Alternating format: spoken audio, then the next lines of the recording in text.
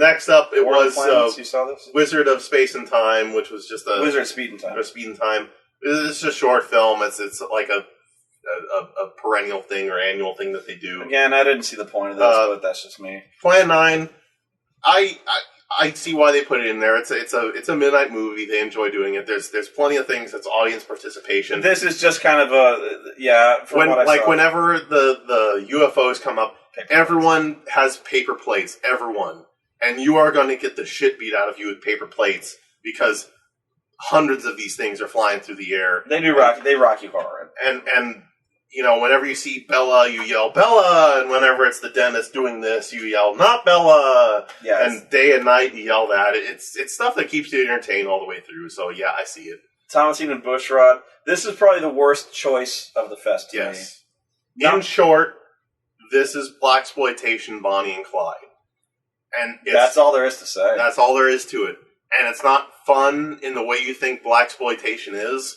It's not, those jive turkeys are going to show them honkies what the business is. No, it's that would have been interesting. That would have been interesting. It's almost played as straight as if you had white actors in it. It's Thomasine is this no-nonsense woman who's pushing around Bushrod, who's kind of this small-timer, and they go rob banks. That's it. And the cops are chasing him. The marshal looks a little like Brad Dourif. And in the end, they have the Bonnie and Clyde end. Yeah, I mean, it's not particularly vulgar. There's no, like, pornographic scenes. It's not like... It's not ultra-violent. There's no nudity. Gory. There's barely any cursing in it. There's nothing, like, funky about it.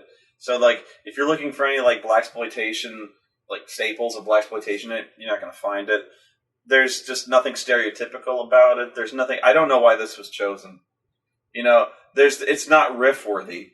It's just kind of standard.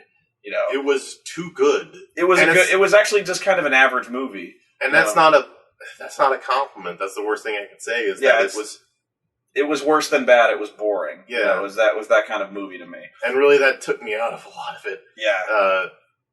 We tried. Because I'd been up. It started at 6 p.m. I'd been up since 5 in the morning that day to catch my flight in there. So I was like, oh. And that was the start of my slow decline. Next up was Life Force. Life Force is great. I saw Life Force before, so I stayed up for that, and I knew the reaction that everyone would have. It's awesome. Life Force had titties all over it. It's Tobe Hooper, who directed Texas Chainsaw Massacre, and he was given a big budget to create vampires in space. And that's not me being snipey. That's the name of the source material, is the space vampires. Yeah. And they changed the name because they threw a budget on this and they didn't want like a $30 million film called The Space Vampires. So it's called Life Force. I hate the title Space Vampires, but had they called it Space Vampires, it probably would have made twice as much. And so it's like one of the things that's great is that they spent so much money on it, and it's a schlocky film. But it does show because the effects on the vampires and shit are actually it's fantastic.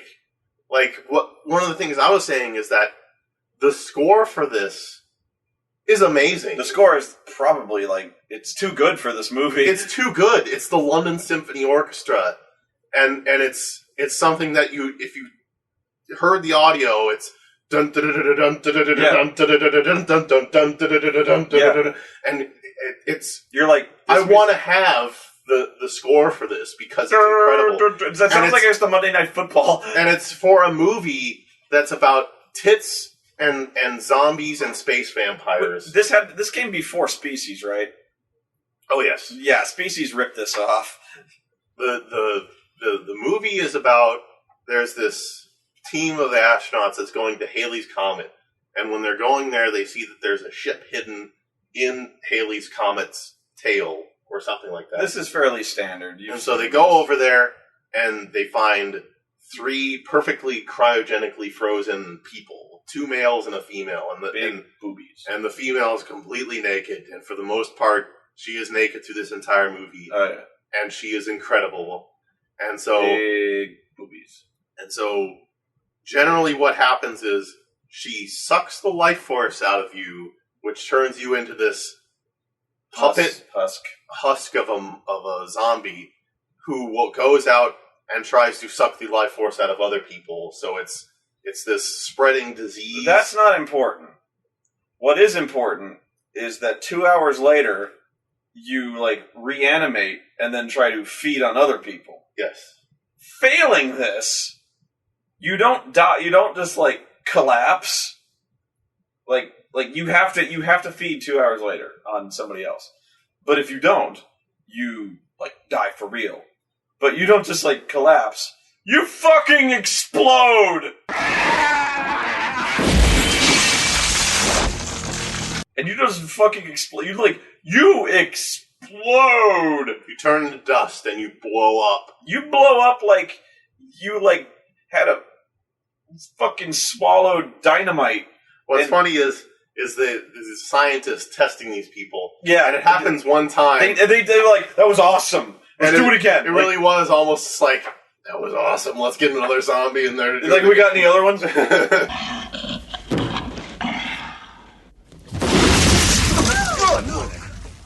They always put one guard on the sealed alien corpses. You know, the naked woman. There's one guard on the sealed alien coffin, you know? Well, the thing is, they try to take it seriously, but you cannot help but think of just pervish shit.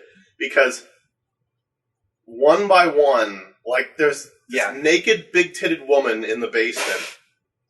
And, of course, the guard comes in and is like, boy, there's a big-titted woman in there. He seriously goes in there and honks her boobie like it's a clown horn. And so she's sucking his life force out, which he doesn't know. He's just like, I'm going to make it with this big-titted woman. And so she starts sucking out his life force.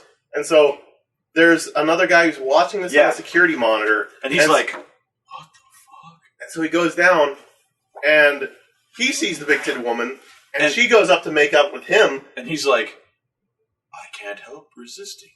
Like, and he's like, I can't resist you, yeah. And it's supposed to be that she has this mind power over people. Yeah, because when really you're just thinking, these guys are pervs. These guys are pervs. And so she starts sucking the life force out of him, and another guy walks in, sees this on the security monitor, and goes down too, and you're just going, this whole movie is just going to be an endless loop of someone walking in going, I gotta check that out. Oh, naked woman. Because the scenes play the exact same way, because, like, the guy sees it on the monitor, just like, oh no! And then he runs down the stairs real fast, but then it happens again. The guy sees it on the monitor, is like, oh no! And then he runs down the stairs, and I'm like, if the whole movie is like this, like, she clears the whole building out this way, this will actually be great. But no. And to make more long story short, let's skip ahead. One of the people is one of the astronauts, Steve Railsbeck. He sucks. I hate him in this movie. He has some kind of a connection, but they don't know how. And so later on, the big-titted woman, she has this ability to jump from body to body, and so they're wondering, like, who is she? Because she's jumped into different bodies. They never explain it, or they did, and I just missed it. Yeah. But they're trying to figure out who it is, and so they run into Patrick Stewart, and everyone's like, yay, Patrick Stewart! And so they figure out the shocking twist is that she jumped into Patrick Stewart's body. And so... he gives a good performance in this movie. My two favorite lines in this movie was, he's in the cell over there. He's been very naughty. And then my second favorite line is, yeah! It's when they strap him down. Yeah! He gives out. But later on... That's about all he says, really. Railsbeck is trying to force the psychic connection, and it comes out that the space vampire is using his mojo once again to take over his mind to make him kiss him so that she gets more power from him. But within the scene, like, you're supposed to be thinking that it's the big-titted woman who's luring him back over here, but he can see through the illusion. So, like, he knows that he's kissing Patrick Stewart, so he's, like, freaking out, And this is the most tension that you have in the entire movie. Like everyone else, they know that if they kiss this woman, they're turning into a broken husk of a zombie But whose only purpose is to suck out more life force. And everyone puts up less of a struggle. They're okay with this as long as they get to make it with a naked woman. Yeah. But the prospect of making out with Patrick Stewart was the most terrifying thing that you could ever tell someone, because Steve Railsback is like, no! Nothing else. No! Nothing terrifies the hero of this movie as much as the prospect of kissing Patrick Stewart, because like he's like trying to like mentally resist this urge, and he is seriously like about to puke. He's like,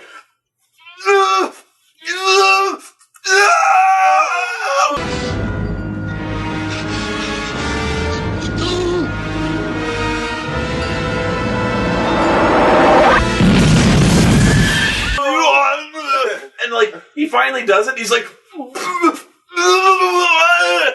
and he finally does it. He's like, like he seriously does not want to catch the gay. And I'm like, dude, being a zombie, okay, but even I have limits. Okay, I'm really not exaggerating that reaction. No, No, he's like, it's really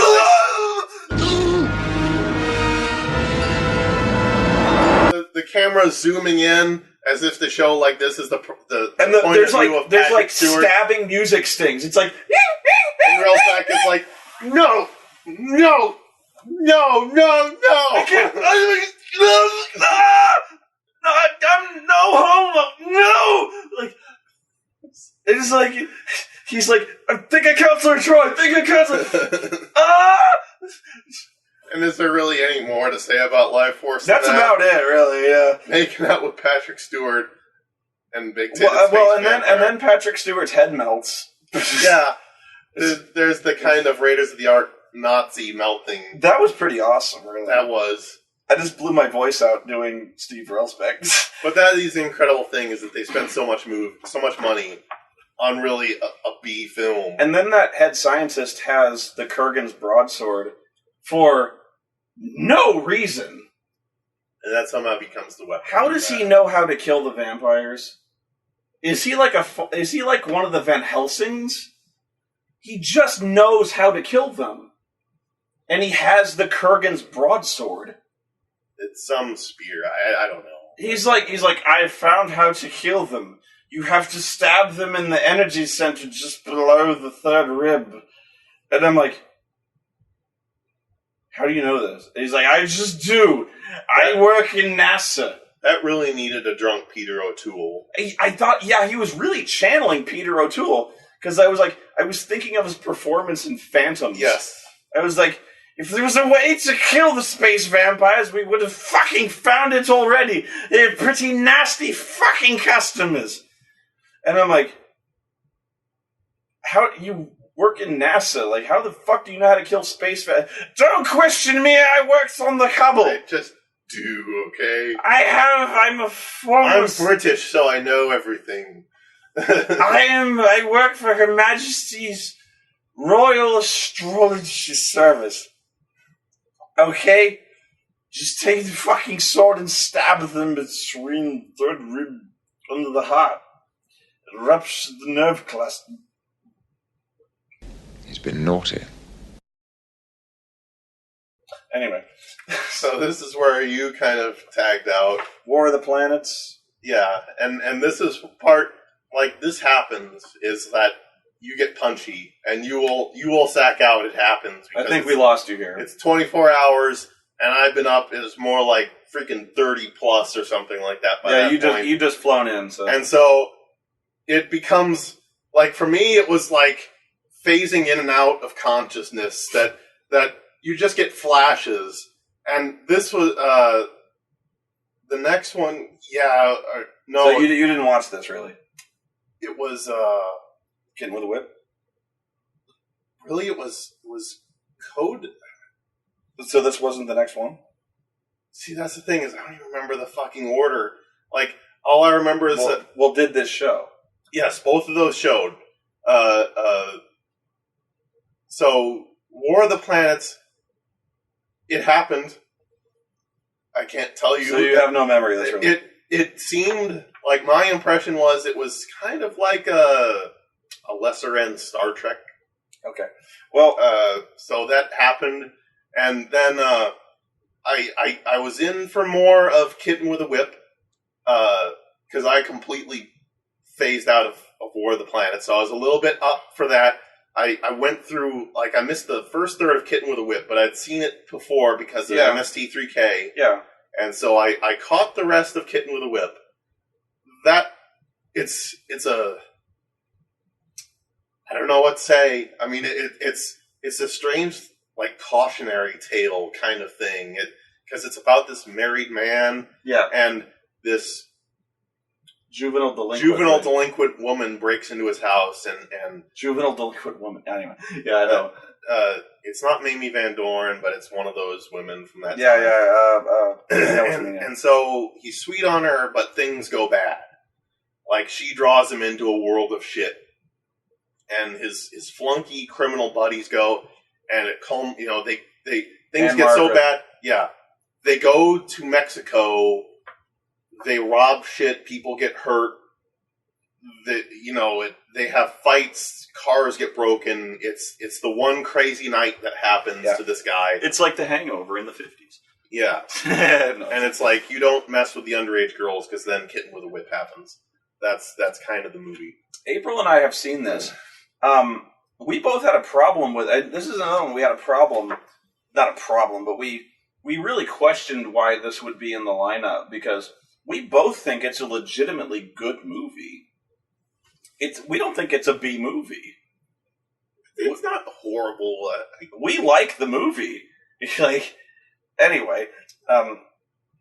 Super Mario Brothers. Oh, dear Lord. This was one I was actually looking forward to. Because it really has been since my childhood since I've seen it. Yeah. And so I was like, because I've turned around a lot of movies. I wish I had seen this one.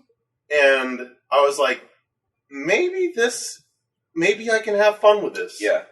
Because I no longer have the thing of, like, this isn't Mario, because I never had that, but I still hated it as a kid.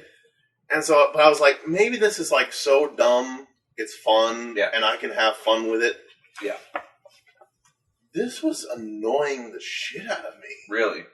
Because, like, even the music, it's this do-do-do-do-do-do, like, it knows it's being cutesy. Really? And so it's this cloyingly annoying, like, we know we're being cute, so do-do-do-do-do-do. Oh, look, Mario is getting in shenanigans. Whoop-a-do-do-do. Really? And so that was, like, the biggest indicators, like, Mario and Luigi are having their stupid banter with one another, and they can't just have it at being stupid banter. They might as well punctuate every scene with a boing or a wah, wah, wah, wah, because that's just how... So it had really, like, on-the-nose, goofy music cues? Yeah. So it was like, what's your name? Mario. What's your last name? Mario. You kind of like, this is whimsical. So that's, little known fact, as a kid, this isn't the little known fact, but as a kid, at least in my case, I pretty much liked everything. You know, as long as it was generally, like, colorful and lighthearted and fun. I think most kids pretty much like anything as long as it's, it's fun when it's fun. You know, it's a cartoon, it's got people having fun and playing. It's okay. Cartoons are fun, and it's got Looney Tunes, people hitting each other and generally having a good time, whatever. So, when I saw that, I like Nintendo. I was pretty much a Nintendo kid, so I was playing video games, and when I saw there was a Super Mario Brothers movie coming out, I was like, I didn't say shit, but I was like, I want to go see Super Mario Brothers. Because I saw The Wizard, and I fucking love The Wizard, and, when I saw I'm pretty sure Wizard came out first, so whatever. But when I saw the fucking curtains part in Super Mario Brothers 3 came out, that was the coolest thing I'd ever seen. My standards were low, but whatever. So, like, when I heard Super Mario Brothers was coming and there's a live action, I was like, I gotta see this. You were probably that way, too.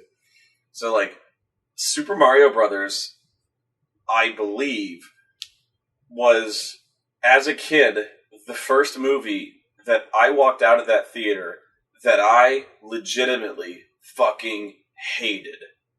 Like, as a kid, I didn't hate anything as a kid, really.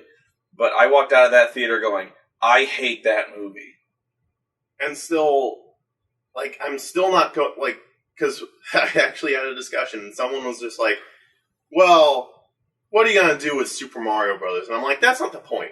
I'm not talking about this in like they ruined Super Mario Brothers, because I grant you across the board, you cannot make a movie out of Super Mario Brothers without being completely batshit insane. But it's just like, shit just happens in this movie. Mm-hmm. Because, like, Mario and Luigi are just walking around. This is what happens in the movie. They're just walking around in this new world. They run into this big fat bitch. And she's just like, give me your stuff. And they're like, what? Who's the big fat bitch? Just a big fat bitch. Is she a mushroom, or is she just a big fat bitch? She's just a big fat woman. Okay. And so... Is it Fat Grandma?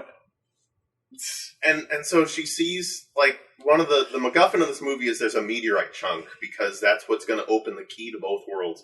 And so she sees this rock hanging around Luigi's neck and goes, I want that. Doesn't look like a diamond, doesn't look like it's gold, it's just a rock, common rock. And she's like, I want that. Rips it off, puts it around her big freaking cleavage, and then she clicks her heels, which are thwomp boots, which say thwomp on them, and so they cause her to jump. Like, giant streams of gas come out and she jumps. Because the Super Mario Brothers, they jump. Because Super Mario, they jump. And so she thwomps her way across, like, this chasm, because they're on the second floor of, like, this shopping center. Mm-hmm. And then she just goes. And you're like, well, that happened. And that's just it. Stuff happens. Right. A big black woman steals meteorite and thwomps her way out. Stuff happens. Koopa is going to have his giant standoff. And then Fungus sends a bomb. And I don't recall them ever really establishing the bomb. It just looks like a bomb. And I remember from the game that it's a bomb. But it's just like, oh shit. It's this thing that you wind up and it walks. And you're like, okay. It's going to blow up. And it never rests. Like, that's the other thing, is characters don't just sit around and go, like, have conversation. It's one nonsensical thing after another, after another, after another, after another, after another, after another. And granted, again, maybe it's because I'm so dead tired. And I'm just like, I don't give a shit. But I was just like, this fucking movie needs to end. Because I'm getting really annoyed at this shit. What's your name, Mario? That was the thing. Was as a kid when I walked out, I was like, I hate that movie. And then I started to think, why do I hate this movie? Because all of a sudden, my world was opened. I was like, and then I started to critically analyze, why do I hate this movie? And I was like, is it because it's not like Super Mario Brothers? And then I was like, well, what if it was? Hang on a second. What did I expect? And my answer was, I don't know. What would a movie that was like Super Mario Brothers, the game, look like? And again, my answer was, I don't know. What the fuck? You can't make what? And like, so I honest to God don't know what a faithful Super Mario Brothers movie would look like. Live action, anyway. You know, the closest I can come up with is like, and this wouldn't be live action, but to put the cartoon on the big screen, you know, make a cartoon. But live action, fuck if I know, man. You know. But what was made on that screen wasn't it. It was god awful. Now, that's the reason I wanted to see it here, was to see it again, you know, maybe given the director, I would be able to appreciate it a lot more, you know, maybe to kind of see it with fresh eyes, you know, to at least kind of see the performances for a change, and it, you know, not just to see not to see all I could see at first was this isn't Super Mario Brothers. That was my only thought at the time. All I could see was this is annoying. I don't recognize this. That was all I saw at first. I thought maybe the second time around I would think what you were thinking, probably. Although now I don't think so. But yeah, that was the one thing I really wanted to see, and I missed that one. But obviously, weather. I couldn't even leave because of the weather until just before this one started, I think. Yeah. And it was Code of the Secret Service. Yeah, I didn't see this. Which is a Ronald Reagan movie. And not one in which he slaps women around, so it's not interesting. And that was another one where I was slipping in and out of consciousness. I don't blame you. You just get, like, flashes. Like, I'm sitting there and I just go, like, what's going on? Ronald Reagan. Who is this running mate? Jerry Lewis. But it's just like, one of the officers is playing strip poker. Wait, what? What? Oh, Ronald Reagan's talking to some woman. I don't care. So I take it nothing interesting. So when I returned, you were watching Dr. Goldfoot and the Bikini Machine. I only came in for the last 20 minutes. Dr. Goldfoot and the Bikini Machine. But okay. I listened to the last 20 minutes, and they were some of the best 20 minutes I've ever seen in my life. And this is the testament to the movie, is that I'm so dead tired, and like I said, I'm just in and out of consciousness.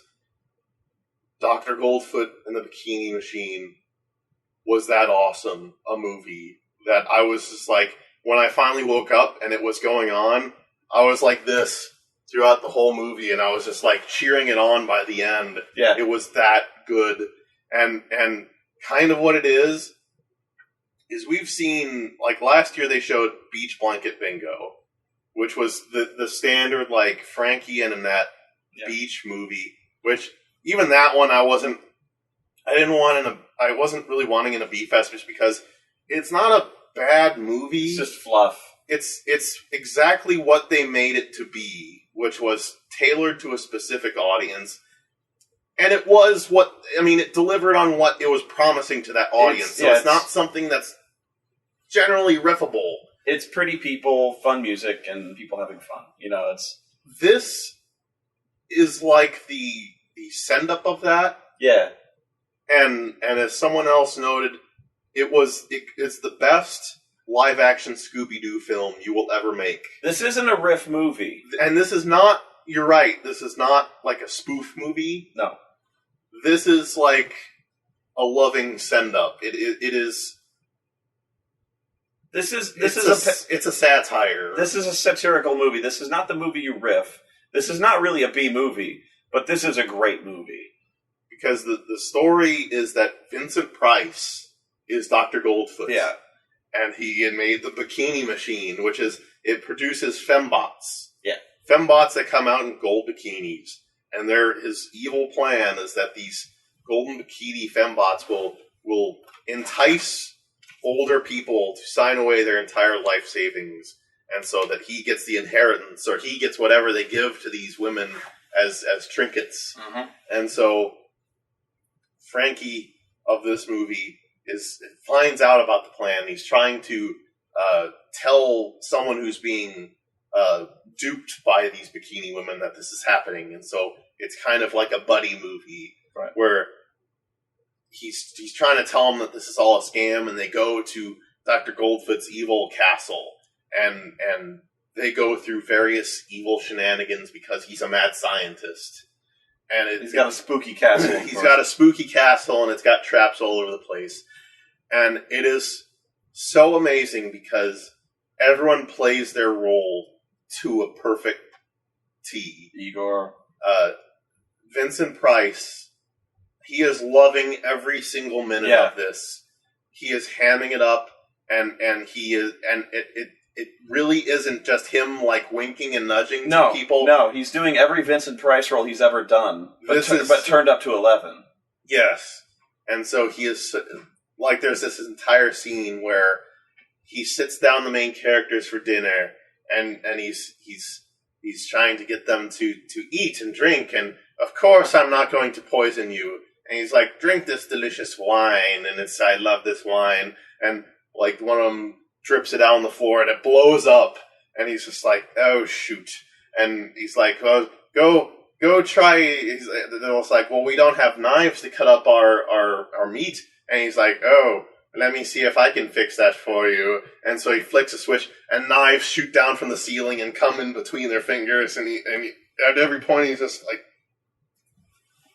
drat. And Frankie and they're just like mincing about the entire castle, like they're trying to sneak their way through, and he's just going, yeah. And all of this, like, I explain it, and I'm sure you'd just be like, no, they're overplaying their hand, like it's so over the top. Yeah. Like you think that they're being more overt about it, but they're being so like earnest about it again. And I even told you, I was like, I'm watching this going like, if you describe this movie to me, my reaction would be like, but watching this movie, it is so great. Like, because like Vincent Price's performance is so like he's playing it straight, but he's playing it. It's still. It's almost like this is even the backup. I was almost gonna say like he's playing it Christopher Walken, but no, like he's playing it straight, but he's also playing it comedic. You know what I mean? Like he's playing Vincent Price turned up to 11, and it's all. And another thing is that they do things that aren't always about riffing on that genre. Yeah. They do slapstick bits. Yeah. And they're inventive slapstick bits. Yes. They invent new stuff, and it's so refreshing to see in an era where comedy is so dry. It's not just people mugging and doing simple falling down. Right. It's not falling down and like piss and shit and fart and dick gags. Like these are set pieces where they are playing around with the scenery and just doing the final chase scene is like the culmination. What really shows it is because they go all the way with this premise and then some. It's this final chase scene where this chase scene is epic. The characters are trying to get away, and Dr. Goldfoot and Igor are chasing after them. And it goes on and on and on and on to its most ludicrous extreme. Now, they are getting away. It first starts off, they're in cars. They hijack one of Dr. Goldfoot's cars, and it's car on car, and Dr. Goldfoot has a machine that just blows up the car. He has a remote control that can blow up cars. And so they then go on to motorcycles. They switch up to motorcycles, and those get wrecked out too. It goes on a trolley car. They go on trolley cars. They're chasing trolley cars. Which they off-road. And then they move on to bicycles. They steal a bicycle. And then he explodes. Explodes. And then they jump onto a boat, which is on a trailer on a roadway, which is completely out of their control. They're just riding down the San Francisco streets. No, it's not out of control, because for some reason the steering wheel on the boat controls the trailer, which you're just like, awesome. But then they wreck the boat trailer, which goes in the water. Yeah, so and this just goes on, and it's amazing. But you're saying on, and that may sound not an exasperated. But no, we're not saying that's a bad thing. We're like, it keeps escalating. Yes, and this is again, we're talking like slapstick, and this today slapstick just means like people getting kicked in the dick. And this is good stunt work, too, because they're doing live car and motorcycle stunts that would be good in a normal action movie. Yes. And this is goofy Dr. Goldfoot chasing other people around and ha. And this is legit good. Like, they're going into oncoming traffic. I'm just like, wow, they're pulling out all the stops for Dr. Goldfoot and the fucking Bikini Machine. Like, this was my surprise movie of B-Fest. Like, I expect Robot Jox and Megaforce to be awesome, and they delivered and then some. Yeah. But in terms of movies I wasn't really expecting... I don't think anybody expected this to be a shit, but... I wasn't expecting it to be shit, But I was kind of expecting to be the same as Beach Blanket Bingo, where just like it exists and whatever and whatnot, and the same. Like I was tuning in and out because I was so dead tired and I was falling asleep. But the fact that I woke up and I just saw it and I was hooked the whole way through. Like, well, I perked up when I saw Vincent Price in the credits. I was like, oh, but that was so I was a little more interested when I saw that. But wow, this movie was great. So yeah. Check that one out. Legit good comedy. Really, really good. Ringing recommendation. We were just laughing at it. We weren't even riffing. From a guy who hates everything. The Raffle. Great movie. No. But one last thing. The theme song was infectiously catchy, and it was sung by the Supremes. Which they somehow made a song out of just singing Dr. Goldfoot and the Bikini Machine. We were dancing. My only funny note from the raffle was that they were giving away little prize bundles. And each one of these was like, DVDs, VHS tapes. It's whatever people bring. Yeah. And there's some prizes, like they'll give away posters, or they'll give away cups, or they'll give away shirts. Like one company gave away shirts. But mostly, like, to enter it in, people will just throw whatever shit they have lying around. Novels of the Quantum Leap novel. Yeah, I wanted to win the Quantum Leap novel. You so did. You were... I was so heartbroken when it didn't happen. They were giving away DVDs of, what's that, Black Rose? Black Roses. They're just like multi-DVD packs of like Steven Seagal and Chuck Norris movies. Like classics, Manos, The Hands of Fate. Someone gave away Shirley Temple movies. Shirley Temple pack. Murder, She Wrote. What's her name? Angela Lansbury movie. And then, so everyone was like, every time they announced the movie pack of like really shitty actors or something like that, they'd be like, ooh, I want that. That's good. I haven't seen that. Black Roses got by far the most. The Last Unicorn, they're like, ooh. But then they announced one of the prize packs. And like, okay, and then we got a DVD of I Know What You Did Last Summer. And that was the only movie that got this reaction. Okay, I Know What You Did Last Summer. Keep in mind, they had a multi-pack collection of Shirley Temple movies, and people were like, yeah, I want that. All right. We are bad movie aficionados. Like, we come to watch the shittiest movies. Every one of these movies, no matter how bad, we're like, see that? We are people by our nature. We travel so far to watch 24 hours of the shittiest movies. Birdemic, After Last Season, and be like, oh, I haven't seen that. I heard it sucks. We are masochists. I Know What You Did Last Summer. And we're like, fuck. Seriously, people were like, I was looking around, and everyone would, everyone's hand just went to their face. It was like, oh, fuck. So, that's the bar. I was like, that was interesting to me. That was a fascinating reaction to me, because I did the exact same thing.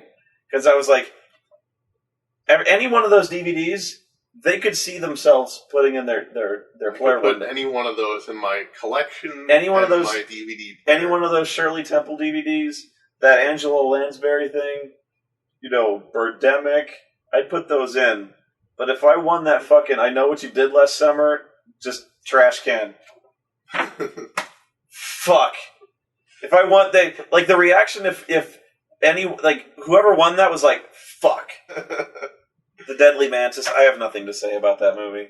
It's the Deadly Mantis. It's a prototypical B movie. Yeah. It's a B monster film. Whatever. You're the Hunter from the Future. This is the last movie we saw. It technically did not close the film festival, but we had to leave after this. Yeah. I reviewed it, so I pretty much have nothing else to say. I was mainly there to see the reactions to the big moments. The bat hang gliding. To me, the most exciting moments were like the second and a half of time it takes for people to kind of visually register what the fuck is happening. when, he starts initially swinging on the bat, you're like, what the fuck? Like when you finally recognize that this man is swinging on a dead bat to drop kick another man.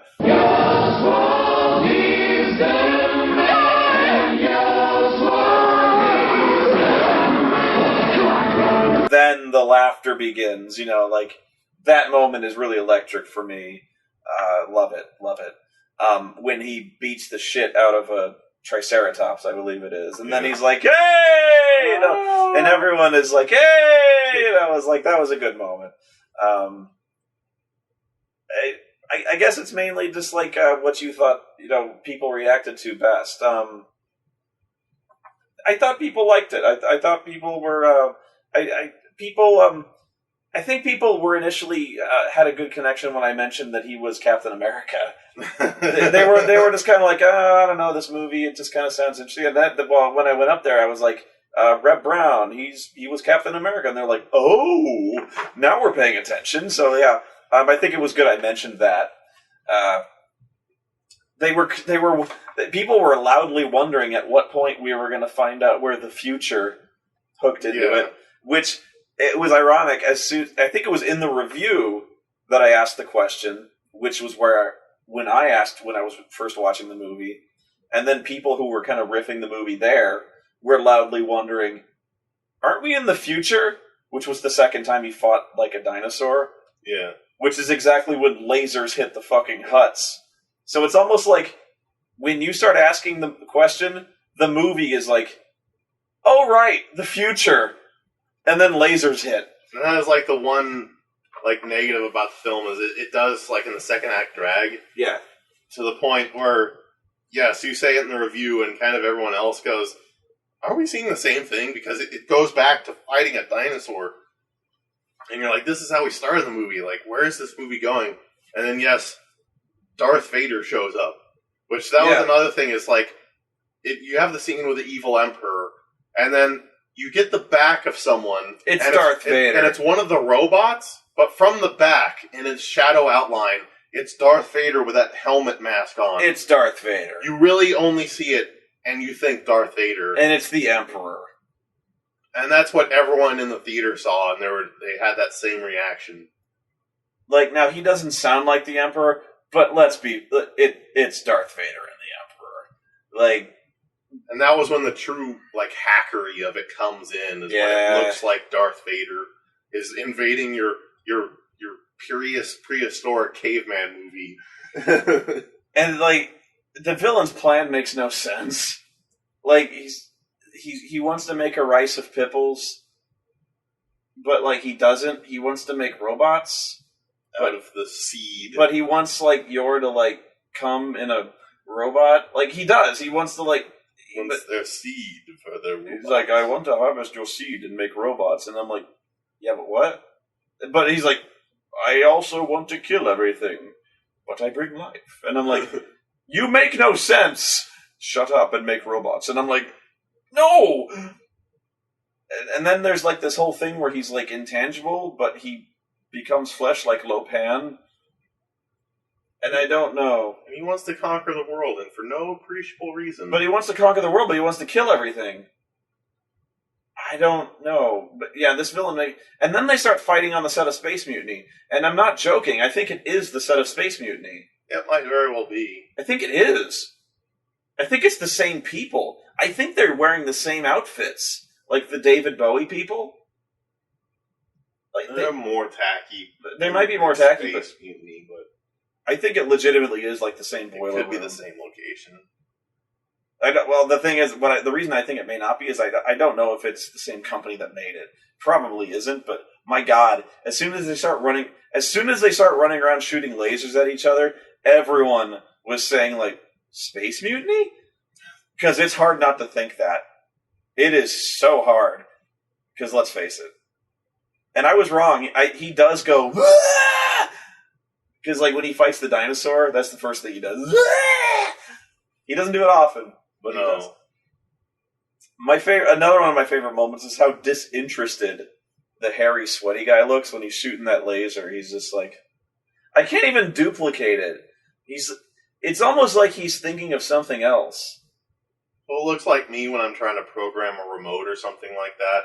Yeah, I can't even do it. It's like Is it working? imagine if I'm doing this, but I'm shooting a robot.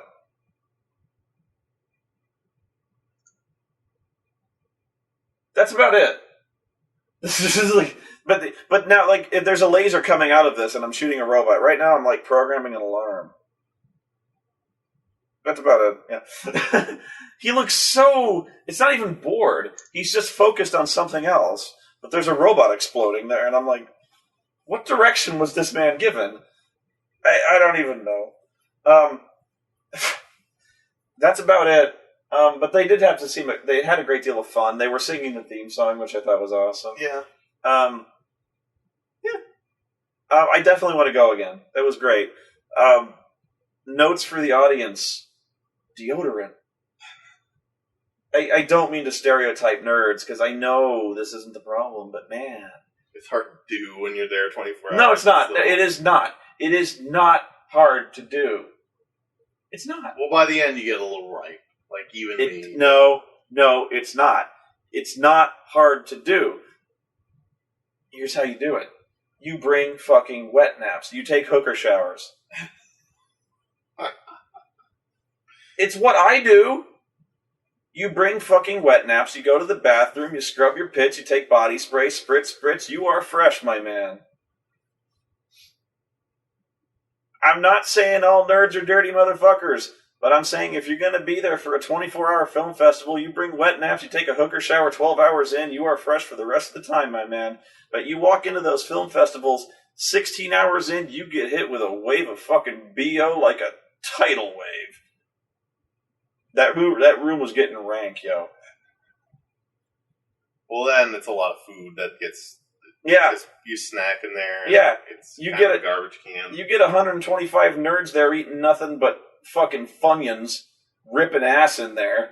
Yeah, you got the stench of BO and processed fucking carbohydrates and Funyun balls.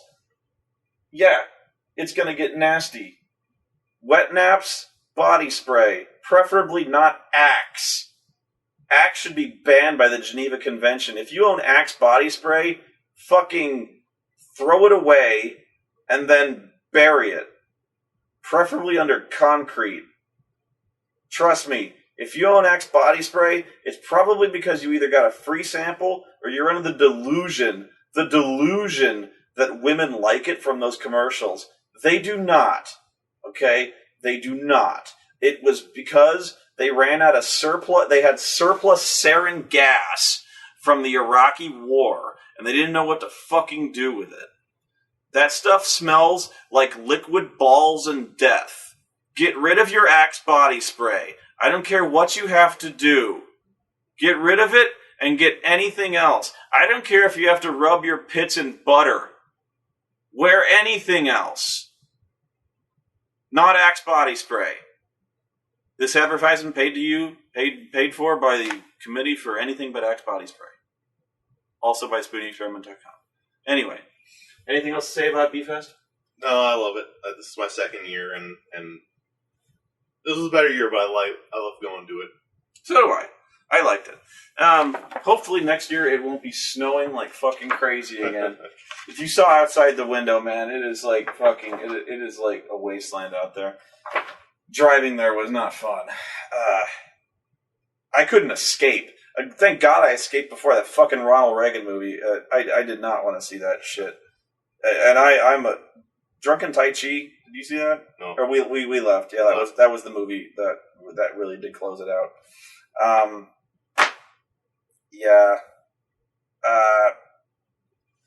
I was gonna say more, but probably best I don't talk about this now. Yeah, so yeah, I'll be there. I met some fans. I met some fans there who were obviously there to see Yor. I'm glad I got to meet everyone there who was there to see Yor and every other bad film. It's great that we had some. It's great that we had some films to bond there for. That's why we all go there, is to talk and bitch, talk about bad movies and riff about shit. That's what brings us all together. Is a love for these bad movies. They all have a common place. So. That's what we're here for, and that's why I have a job. That's I once talked about. I talked about watching The Wizard. And I was like, when I was watching The Wizard as a kid, I was like, how great would it be to have that job? To tour the world and play video games and do that for a living. And I realized I do that. So being able to go around and meet fans and riff movies, that's so great. So being able to go to B-Fest and meet fans and watch movies and shake hands and do that. Me and Miles, we get to do that. So we'll see you guys next year. I guarantee it. So we'll be there, and I'm so excited to see what's going on. See what movies and shit we get to watch, as long as it's not Ronald Reagan. So until then, and then epic world peace bro fist. Ugh.